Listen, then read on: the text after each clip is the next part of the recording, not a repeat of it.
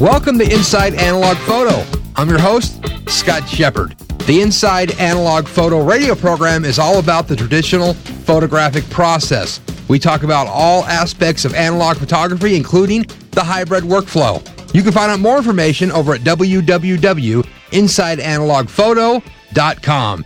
And of course, Inside Analog Photo is brought to you by Fujifilm, making life more colorful. These guys have the coolest instant photography materials known to mankind. They have, of course, the pack film and 3¼ by 4¼ and 4x5, color and black and white. They have the Instax systems in the wide format, the Instax 210 camera and film, and of course the Instax Mini in the Instax Mini 7 and the Instax Mini 25, both in color film. Beautiful stuff. There's nothing cooler than instant photography. You get a print, because if you don't have a print, you don't have a real photograph. This is great fun stuff. This is great for art. This is great for business. This is cool stuff. You definitely want to check them out over at www.fujifilmusa.com/professional, making life more colorful. Our friends over at Photo Publicist, providing worldwide publicity, strategic promotion, social media marketing, and business development for the photographer, turning photographers into celebrities. You can find out more information over at www.photopublicist.com. Our friends at Richard Photo Lab, for the highest quality work known to mankind anywhere on this planet. Unbelievable developing, scanning, and of course, output on high quality Fuji Crystal Archive. Unbelievable cool stuff these guys are up to. And remember, you don't have a photograph unless you have a print in your hand, and you need to print your pictures. This is important. You need to supply proofs to your customers and even print your own work, because it's not about looking at it on a monitor. It's about holding a print in your hand. Definitely check these guys out at Richard Photo Lab, of course, at richardphotolab.com. Our friends over at DR5 Chrome Black and White, developing that turns your black and white neg into, that's right, black and white chrome. Unbelievable stuff. www.dr5.com. Our friends over at Upstrap upstrap-pro.com for the camera strap that will not slip off your shoulder, guaranteed bar none, the coolest strap around. Our friends at Iger Studios, for the finest quality drum scans known to mankind, igerstudios.com. Our official media partner, APUG, the Analog Photography User Group, for all things traditional photographic process on the web, www.apug.org. And our official philanthropic partner, George Eastman House International Museum of Photography and Film, over at www.eastmanhouse.org. Today on Inside Analog Photo Radio, we're going to be here with Ryan Muirhead. Ryan is a fashion and editorial photographer out of the Salt Lake City in fabulous Utah. We're going to talk to Ryan about his conversion from digital to 100% film. And I'm talking hardcore at film. Ryan's a great photographer doing beautiful work, and we're going to find out about what he's been up to and what's in his head when he thinks about photography and, of course, analog photography. Ryan, how you doing today? I'm doing great today. Thanks for asking. Thanks for joining us here on Inside Analog Photography. Great to have you on the program today to talk about yourself, your photography, your switch from digital to analog capture. A lot of great stuff you're up to, buddy. Yeah, it's great to be here. I've been listening now for a couple of months. I pretty much went back and listened to every episode, so it's great to be here. Oh, cool. So, Ryan, let's talk about yourself. Give me a little background on Ryan. I actually never did anything artistic before I took my first picture like 3 years ago. I never had any creative background or anything like that. I was working in film at the time as a camera assistant on movies and television shows, mainly in Los Angeles. And I kind of just randomly took a picture and loved doing it. And that's pretty much all I've done since that day. So tell me how you got into doing motion picture work. My dad is actually a Steadicam operator and a camera operator and a director of photography. And he has been pretty much my entire life, which is the weird part. We've always had cameras, film, everything around my house the entire time I was growing up. And I don't know if it was just not wanting to get into the family business or thinking I had no interest in it, but it was always around and I never did it. So what's your old man think about you taking pictures and now even more so shooting film, since he's a Steadicam guy? It's pretty cool because obviously most of the stuff that he's worked on has been film. And that was actually my first job in the industry, was a loader, loading the motion picture films. So I joke with a lot of other film photographers that I've without a doubt touched more film than they have because it's in the millions of feet. Most of the stuff your dad's doing still is still film capture, a lot of video. How's that work for him? Actually, he stopped working in Los Angeles about a year ago to be closer to the family because we've always lived in Utah. And for a couple of years, he was just flying to Los Angeles every week. So now he's actually back in Utah. But yeah, most of the stuff he was working on was film. So let's chat about your whole deal with grabbing a camera. How did that start out? What made you want to do photography? I was actually working on a movie, and one of my good friends, who was a makeup artist on the show, told me she was getting married the next week in kind of a, not low budget, but just kind of a really private thing, and they weren't making a big to-do about it. And she had her dress with her in the makeup trailer and asked if I would take a picture because she knew my dad had a camera. And I said, basically, I have no idea how to do that, but I'm willing to give it a shot. And so we actually shot on the set, one of the bedroom sets that was lit of the movie. It looked fantastic. The director of photography of the movie was really enthusiastic, and he gave me a lot of encouragement, and I started shooting basically the next week. Wow, what a trip, out of nowhere. Yeah, literally out of nowhere, like I had done nothing with it before in my entire life. And I think I was like 25 when I started. So when you're on this set and you're shooting the picture of this gal, I mean, you just thought, okay, I'm going to look through this hole and make it look cool. I mean, not ever doing this. I mean, what did you do? Did anybody give you a 2-minute lesson, or was it like, here, dude, push this button? I'd been around some really amazing cinematographers for the past few years. I got to do a lot of movies with Julio Macat, who is a cinematographer down in Los Angeles, and he was just fantastic. So I had a lot of exposure to like composition and lighting and all that. It had just never occurred to me to do something on my own. Your thoughts after you took this picture? I mean, people dug the stuff. Yeah, I mean, it looks fantastic. I mean, looking back, it's okay. I still really like it. I have it framed on my wall because it's kind of like the first picture I ever took. People were so positive, and I was like, wow, I really got something out of that. And that's what I wasn't liking about my job at the time, is that I had no like creative input. So I fell in love with some kind of creative process because I've never been able to draw or paint or anything artistic. I had no ability. So tell me what happened. So you're assisting DPs and loading film cartridges and doing whatever. What happened then? So after a couple of years of just kind of still working on movies and just shooting around on my own, I was thinking, man, I'm using film every day and I love the way it looks, and I don't love the way my digital camera looks. So why am I not giving this a shot? And actually the first film camera I ever got was a Hasselblad 501 CM. I just kind of read a lot and got it, and I fell in love with it. I don't know why, but it was like a completely different experience looking through a gigantic, bright viewfinder and just capturing in a larger format. So that's kind of when I started falling in love with medium format film. Tell me about what you disliked about digital. Why did you want to even get the Blad? Was it gear acquisition syndrome where it's like, I need more gear? What made that come around? Was it the involvement in motion capture, that everybody's still shooting film when it comes to movies and a lot of high-end television production? What was the thought there? I can't lie. I have a lot of problem with gear acquisition syndrome. I've calmed down recently, but it's been both positive and negative. I love photography so much that I love reading about what the latest stuff is or what's coming out or what does what. And so I did go through a lot of different cameras just because of that. But the positive aspect of it was when I would change a format or change from digital to film, it was like a different angle, like a new experience. Okay, now I have to learn, if I'm shooting everything square, how does that affect my composition? If I'm shooting it at my waist level instead of my eye.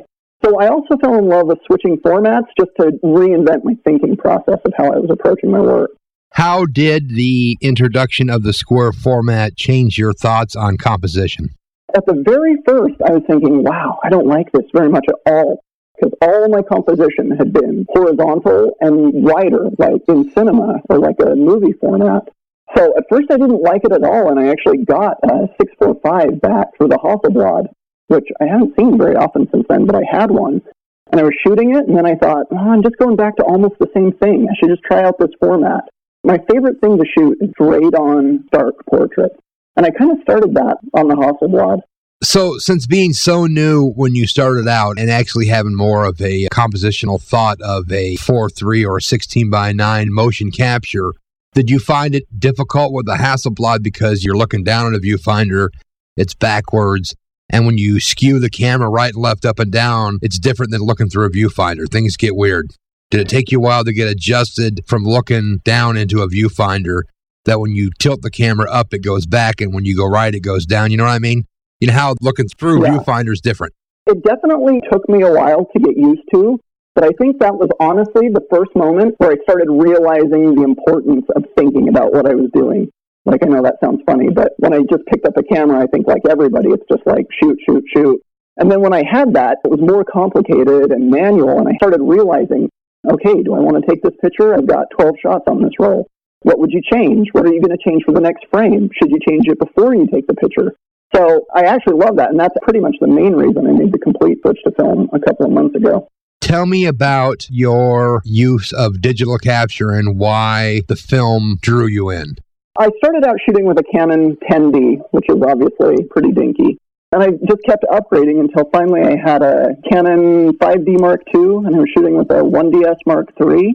And they're fantastic cameras. I mean, 90% of my portfolio right now is shot on those. I started noticing when I was doing a shoot, I was feeling almost more like a technician. I'd just take the first picture, look at it, change a light, move the person, take another picture. And I felt like I was just adjusting an image based on the back of the camera and not really connecting with the subject and deciding when I wanted to take the picture, why I was taking the picture. And I actually enrolled in a class at the local university here that Jonathan Camless was teaching. I know you've interviewed him before. And it was required to shoot all film because obviously he's a big film guy. And at first I was like, I don't know what I think about this, because I was in love with the work I was doing and I wanted to keep producing it. And I didn't know if I could do that, switching formats. But I got a Contax 645. He helped me find one. And I just fell in love with shooting it because exactly what I was talking about, my process completely changed and the shots started getting much more deliberate. One of the first things I noticed is when I got my first few rolls back as I was editing them, like 80% of the shots were shots that I liked. Like, yeah, great, this is a keeper. Whereas opposed to digital, I mean, it had to be like less than 10% because there was so much just clicking and then just choosing the right one after. How did you find that when you slowed down shooting film and you spent more time thinking about your composition and what you wanted to do, how'd that compare to what you were doing with digital? Was digital just turn it on like a video camera and let it just spray? No, it's funny you say digital camera. I was talking to my friend Rebecca, another photographer, last night, and I was saying on these film shots, they feel so much more like deliberate moments. Whereas when I go through other shoots that I love that I did digitally and I'm looking at the pictures before and after, it's almost like watching like a stop motion movie or something. I don't know how connected I was in that moment because there's 15 shots right before it and 15 shots right after it. Whereas on film, when you know you're going to have to reload and each frame costs this much and you have to get it developed and then you have to scan that frame, you become so much more deliberate about when you press the shutter, and I love that. Do you find that you have missed opportunities when you're shooting film versus digital because you do have to worry about cost and so forth and so on? You know what? Not yet. I can see how that might be a possibility, but I've been amazingly, I guess blessed is the right word, just from people I've met, from Jonathan, I met Scott from Kodak at WPPI. Just the amount of people who have propelled me into using this through cost to themselves has just been amazing. So I haven't yet, but hopefully I won't. Ryan, let's talk about your conceptual ideas when you're working on your photography. So tell me what you like to shoot the best. I mean, you talked about shooting straight on portraits, but tell me what you dig shooting here. I don't know how to define it, not in the artistic sense. I don't know how to put words to it. But I'm not even exactly sure what my style is. It's kind of a hybrid of portraiture and fashion. I don't know, and a little bit of almost like surrealism. I like shooting people, and that is pretty much it. The only thing that really consistently captivates me in photography is the face. And where it kind of started, actually, was looking through Avedons in the American West. The book just completely blew me away. How it was just a white piece of paper and just people, an old camera, not even current technology for when he was shooting it. And it was all about the moment of capture. Like when the moment, what they were expressing was what you wanted to convey to the viewer. And I kind of fell in love with that style. So I just started taking portraits like that. Not of the American West, but just in that same style where it was very simplified and capturing a moment. So let's talk about some of the portrait stuff that you've been working on. Where do you find your subjects? How do you go about the whole process of what you want to even shoot? What do you do? It changes every time. Sometimes it's someone I meet who I think would make a great portrait. And a couple of times it's been a specific idea that I had. Just kind of like a mental image, almost like something from a dream. And then I just work on it until it feels right. Part of my process is I very rarely have a finished product in mind or even what I want the person to do. A lot of the times it's just going through the interaction until it feels right. And I know that's kind of nebulous and hard to pin down, but that's pretty much what shooting is like. Where do you find your subjects at? The very first thing I did when I started getting into that kind of work, I looked around like friends and family, and I kind of branched out in Facebook and MySpace. But I didn't really have a very good grasp of how to find people. So what I did was I started writing local photographers whose work was similar to what I wanted to do, and basically just asking if I could come assist. Just saying, hey, I know what I'm doing, I know my way around lighting and cameras, can I just come help? And one of the first people that I went and assisted is Jake Garn, and he had been shooting for years. Tons of people, I really liked his style. And at the end of each photo shoot, I'd kind of just introduce myself to the models and the stylists, the wardrobe people, the hairdressers, just show them a little bit of my work and say, I'd love to work with you in the future. And that is where I found most of the people I shoot with today is from assisting. No, that's great, because I think a lot of people figure, okay, well, I want to shoot this stuff, I have an idea, but where do I find people? Where do I find models? And I think it's hard for some people to break into that.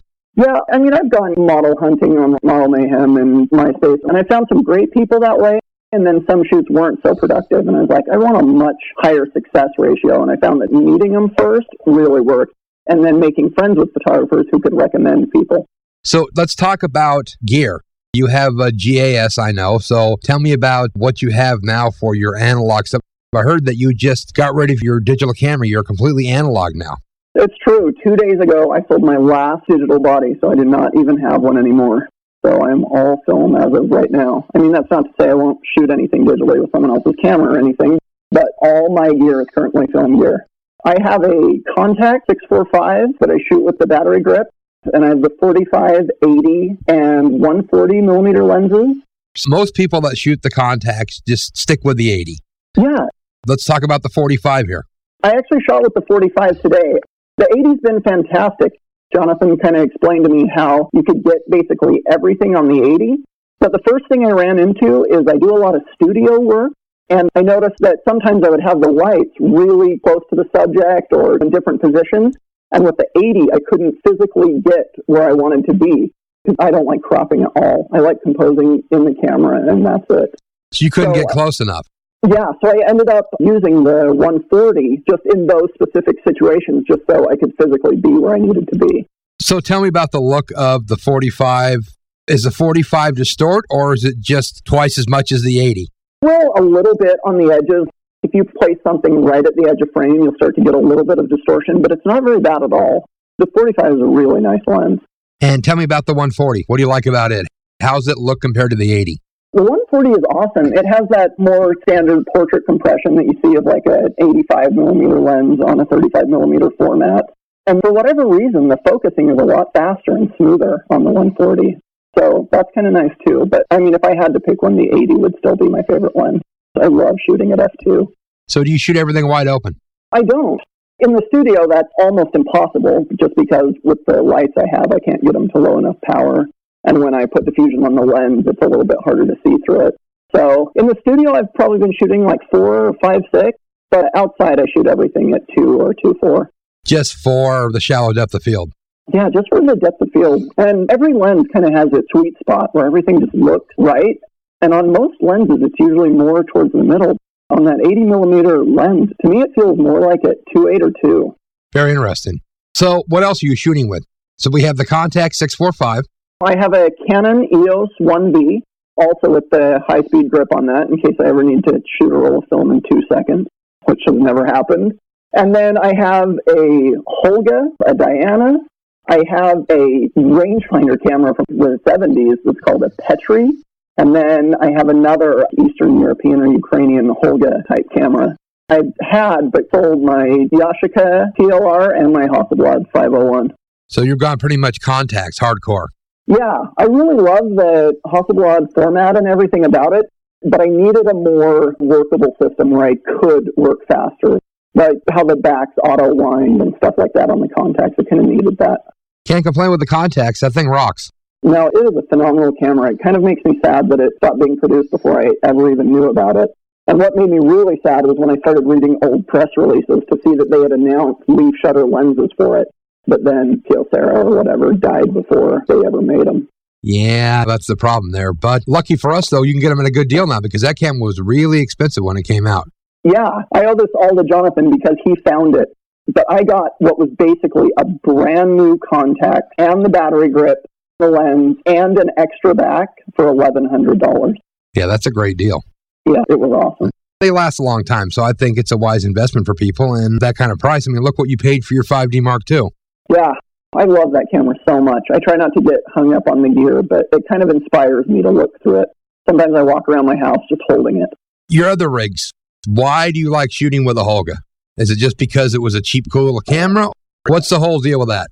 Most of the toy cameras, for me, are just for fun. I've seen a lot of amazing work where people have really artistically implemented them, but it's not really my style. Oh, wow, I skipped one. I love my Polaroid 600 SE. I shoot with that all the time. I can't believe I forgot that. No, that's okay. I mean, the instant thing is great. I think that was the interesting point with the toy cameras is they're cool and all, but... Yeah, for me, the Polaroid fit that experimental aspect of my work much better than the toy cameras. It still had a nice lens. I could still sync it with the strobes in the studio, which I do all the time. And I started playing around a lot with double exposures on the 100C, and I just love those. What kind of glass are you shooting with the Polaroid? On the Polaroid, it has the Mamiya 127, and I really, really wish I had the 150, because portraits is more my style, and with that 127, the only thing about it is it has a horrendous minimum focus distance. You can't even really get much closer than like a 3/4 shot. Yeah, that's the problem, but the instant film was cool. Tell me about your use of instant. Are you using old Polaroid stock? Are you shooting Fuji? What are you digging about the instant film? And why is the instant stuff cool? All the instant stuff I've been shooting, I shoot 100C for the color, just because its color palette is so gorgeous. Just really amazing. And then if it's black and white, I'm generally shooting the 3000B, because it's just so amazing to be able to shoot instant film in that low of light. I love just carrying that around. So, besides your iPhone, do you carry a camera with you when you go places? When you leave the building, no matter where you're at, do you take a camera with you, or you only have a camera with you when you're planning on shooting? It changes. I've had a few times where I hated myself for not bringing it. So I usually pack a camera around, but the problem is if I bring a camera, I never just bring a little one to have it. If I'm going to bring something, I end up bringing my entire medium format package. I've had that on ferries to Catalina Island when I wasn't even going to shoot anything. But you're just obsessed with, I got to bring all the gear.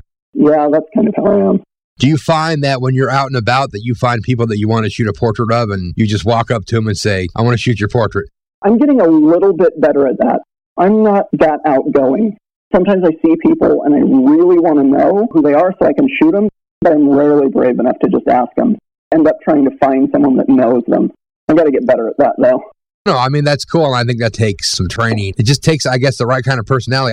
I don't know what it takes, actually, to walk up to people and say, hey, I want to shoot your picture, or just shoot it without even asking. Maybe that's not even cool as well. Most of my stuff is so close that it would be hard to shoot it without asking. So let's talk about these conceptual shots that you're working on. What do you think about when you're trying to put these shoots together? When you're doing some of these shoots you're doing, you have 2 or 3 hairstylists and models and makeup people and even people that are doing costuming, and it turns into a pretty big gig. It's just not a onesie-twosie. Yeah, I just finished one of the biggest ones I've ever done, actually. I just got the idea, for whatever reason, that I wanted to shoot a classic story, and I chose Peter Pan, but I wanted to shoot it updated and not like situational, not telling part of the story. Just headshots of the characters and a more modern setting. And I kind of settled on like a steampunk or World War I type of feel. And I worked with an amazing wardrobe designer named Michelle Boucher, who basically designed and built everything. She made a jetpack for Tinkerbell instead of wings, and she had flight goggles. And Captain Hook's hand was ironwork instead of a hook. And it was just so fun. And that was the first big production of a shoot that I had done all on film. What do you find when you're doing these gigs and people know you're shooting film? You get feedback from models and hair and makeup people and even costume, wardrobing, whatever people are doing. What do they think about you shooting film? Everyone's actually been really supportive. Most everybody works with digital right now, but I don't know, there's something fun about it. Just like trusting the vision of it and the moment of it. But if you're skilled enough, you're going to capture it. And I like it because it's not a break in between each concept. It's not like, okay, now let's all pass the camera around, let's all look at it. It's just, I got it, trust me, let's move on. When you're shooting these gigs and you have these models and all those people there, do you pop off some Fuji Instant just so they can have something to see or take with them? Or if you're not into that day, you're not going to shoot any instant? No, I do. I shoot instant for sure. On this last Peter Pan shoot, I shot some instant shots just to kind of give everybody a feel for it. And instant film is like magic. Everybody still gets excited about that. It is quite cool. Now, do you have any interest in the actual older expired Polaroid stuff, or the Fuji stock keeps you happy? It's all good. I'm pretty open to shooting with everything. I know I'm pretty new to the film game, so I've been trying to immerse myself in different stocks and reading up about it. The Fuji stuff is so readily available at the stores around here that I've been shooting most of that. I actually haven't shot any of the Polaroid stuff at all, but I'd love to if I could get my hands on it. Tell me about the photography scene there in Salt Lake City. It is better. That's a good way to describe it. It's a lot of fun, actually, because it's certainly not a scene where people would think of creative stuff coming out of. And in a way, that's kind of detrimental because it's harder to find clients and stuff to shoot. But when you do, it generates a lot of excitement. Not a lot of that around, so it's easy to find the incredible people to work with once you do, because there's not very many photographers around shooting that. So do you find that because there's a lower amount of photographers that there's a higher ratio of people that want to be modeled, so you have a better chance of getting cool subjects? Yeah, I do. I mean, in just a year and a half, I've worked with some amazing people. That you didn't find in LA, really? Yeah, almost everyone I've shot and worked with is from Utah. Wow, pretty amazing. You wouldn't think that would be a heavy hotbed of up-and-coming models and people that want to do cool photography work.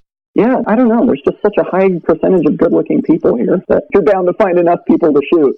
I guess that's what it comes down to, right? Good-looking people. Yeah, great. That'll be my quote. There you go. Utah's full of great-looking people. They'll have you as the poster guy for the Travel Association of Utah. That'd be great. So let's talk about film. You've only been shooting film now for, 3.5 months? I've only been shooting it exclusively for about 3.5 months. I've been shooting it for a couple of years, and like I said, I worked in the motion picture industry before that. So I'm kind of just playing around with stocks, buying everything I can get my hands on, trying it out.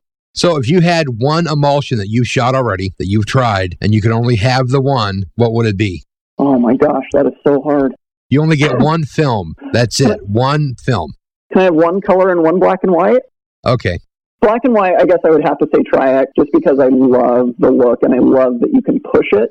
But when I'm not pushing it, I prefer to shoot the 400 CN just because it's so, dreamlike and beautiful. And you can process it with color film. And with the color film, it might be the Kodak 160 NC, just because I do a lot of studio work and I love the color palette of that film. Fuji 400H has also been awesome. I know everybody shoots that. Yeah, that's a tough one there, man. They're both great. They're beautiful. You know what's cool, though? Is you can shoot anyone you want. That's what's cool. Yeah. I've also really started liking Rayala. I don't think they make that right now, but I've been getting a lot of expired Rayala and shooting that, and I love the color palette of that film, too. For like a brighter, happier image, plus tons of shadow detail. That's a tough one. I think it's still available in Japan, but it's definitely not available from Fuji USA. So I'm sure it's out there. It's just a matter of what you can find. Yeah, I've had pretty good luck with that. So far, I have close to 100 rolls in my little mini fridge that I bought for my room. Well, that's cool. You got enough from the Horkson film. Yeah. So let's talk about projects moving forward. What are you looking to do? Do you want to continue to do portraits? Do you want to shoot pets and kids? Do you want to do weddings? I mean, what do you want to do moving forward here with your photography? Because you pretty much do this as a full-time gig. Yeah, it is a full-time gig. I'm actually still in school right now, which is almost over. But I don't know. I'm still trying to kind of find my place in that. I love fine art and I love editorial fashion kind of. So I'm trying to move in that direction. Shooting kids is awesome for friends and family.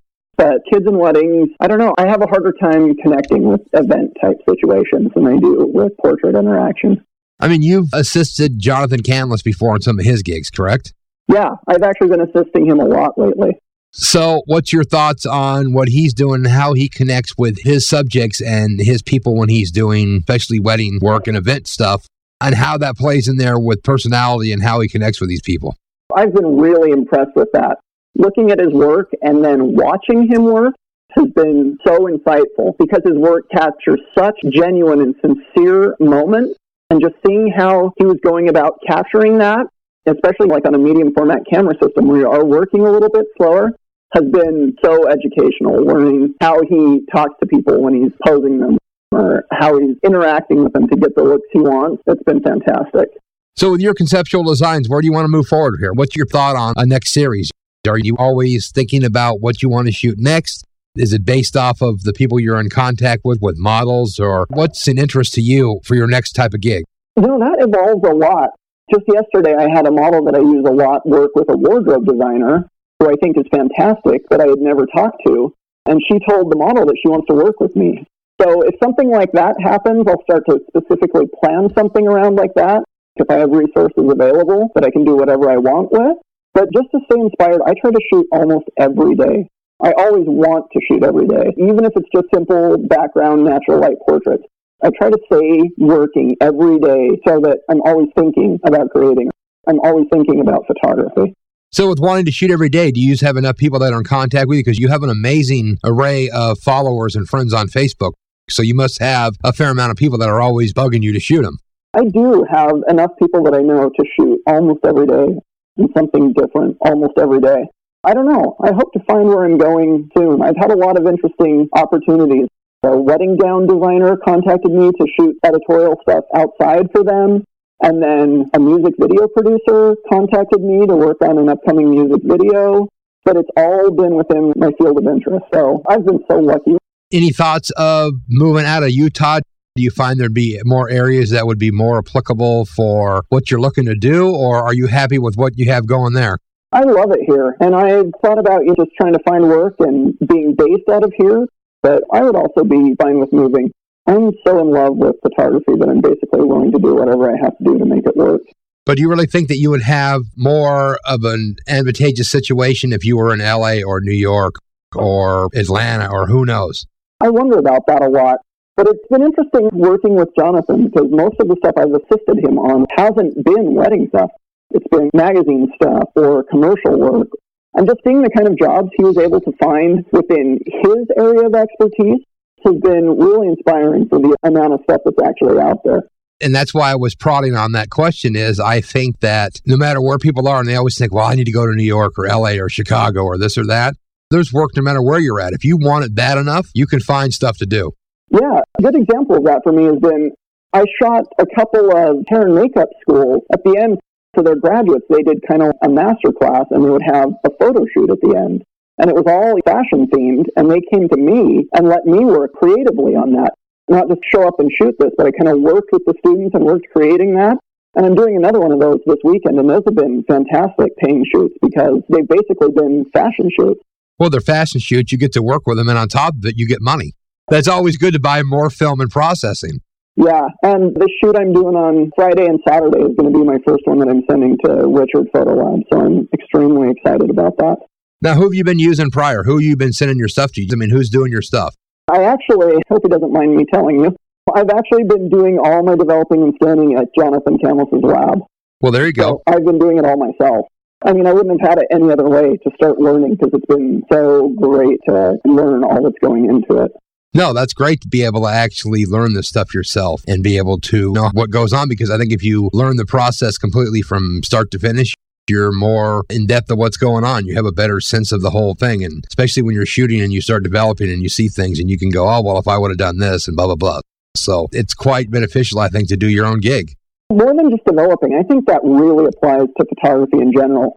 I see a lot of young people shooting and I just think they're really good. They really have a good eye for this. But I don't know. I really think there's something to knowing everything that's going into it. And I think starting to shoot with film is such the perfect way to learn that. Learn what the exposure latitude of the film is. Learn when you're going to blow highlights. Learn what your shutter speed and aperture are doing. I don't know. I'm just really in love with shooting film right now. So tell me, I mean, you shot digital for years. So what have you learned once you started shooting film? I learned that my favorite thing about film is highlight detail. Just like a couple of the white background portraits I was doing, a lot of portraiture stuff is leaning towards high key. And I just loved that you could push it in that direction and not lose highlight detail. Because on film, when you get up into those highlights, it just looks beautiful and textured. And on digital, when you hit 256 or whatever, the lack of information is just textureless. And I hated that. Digital can be definitely pretty flat sometimes. I mean, like you said, it's like shooting chrome or even tighter. Yeah. I've been shooting some chrome, too. One of my favorite things to do is to shoot that T64. Yeah. But then shoot it under daylight or strobes. I really like that look a lot. Get a very cool blue sort of tinge hue going on. Yeah. Yeah. No, that is cool stuff as well there. So tell me about your thoughts here, Brian, about with your experience with shooting digital and why you would want to shoot black and white and or BW400CN C41 black and white instead of shooting color and changing it in post? At first, that was something that I thought would be a drawback of film, is that each film kind of has its look and you're dialed into that instead of getting in Photoshop and just setting your white balance, setting the color temperature. But now I actually really like it. I don't know, I don't want to get too cheesy or film cliche, but it's almost like the films have personality, like the color palette or the dynamic range of them. And I'm starting to think like that.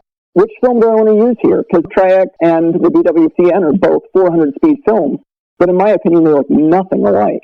And I don't know, I like using that because, I mean, the benefit of shooting film is trying to get it all in capture, not shoot something and then go make a piece of art out of it later on the computer. I mean, a lot of people are amazing at that, but it's never been my forte or my desire to spend a lot of time on the computer. So I like just picking a film, knowing that that's kind of the color palette or the look that I'm going for, and then when I get it back, it's pretty much done. No, definitely a great input there, and I think that you're right. Every emulsion has their own personality, their own look, and it is quite cool to be able to choose these different things and just pick it and stick with something. Instead of saying, oh, well, I can always fix this or do that or change this in Photoshop, just be able to shoot something and just stick with what you originally thought of and don't change your mind. You second guess things. Yeah, I totally agree. And that's really helped me focus on what I want to get better at, is the interaction with the subject and capturing the right moment. If I think in my mind, okay, when you take this, you want to be primarily done with creating this image. So if you want to change something, what do you want to change right now? I really like that. No, that's a great thought. That's very cool. So, Ryan, tell me here about your website, your blog, your Facebook page. Where can people look at your beautiful work? So my website is www.ryanmuirhead.com, and my Facebook page, where for whatever reason, I know it's not very cool to have that be your main focus, but a lot of people kind of found me on Facebook, and I have a lot of interaction with people there. And that's just facebook.com/Ryan Muirhead Photography. And my blog is just located as part of my website. No, that's great. And I think with as many followers you have, people are digging your work, and they should definitely check it out because you got some beautiful stuff going. I know you got a lot of cool stuff planned for the future, and your stuff's beautiful. It's looking great, buddy. I really appreciate it. Well, there you go. Ryan Muirhead, great photographer, cool guy. No wonder he has over 5,000 followers on Facebook. His photography is stunning, beautiful work, and of course, now 100% all film. Definitely check out his website, his blog, his Facebook page. Just go on over to his website at www.ryanmuirhead.com. The Inside Analog Photo Radio program has been brought to you by Fujifilm for their full line of instant cameras and film, and of course, fine quality Fuji Crystal Archive paper over at www.fujifilmusa.com/professional. Our friends at Photo Publicist, worldwide publicity, strategic promotion, social media marketing, and business development over at www.photopublicist.com. Our friends at Richard Photo Lab for the finest quality lab in the country, richardphotolab.com. Our friends over at DR5 for black and white chrome at dr5.com. Upstrap for the finest quality camera strap that will not slide off your shoulder at upstrap-pro.com. Our friends over at Iger Studios at igerstudios.com. And of course, our media partners of the Analog Photography User Group at apug.org, and our official philanthropic partner, George Eastman House over at eastmanhouse.org. I've been your host, Scott Shippert, here on Inside Analog Photo. We'll be back next week with more great analog photography.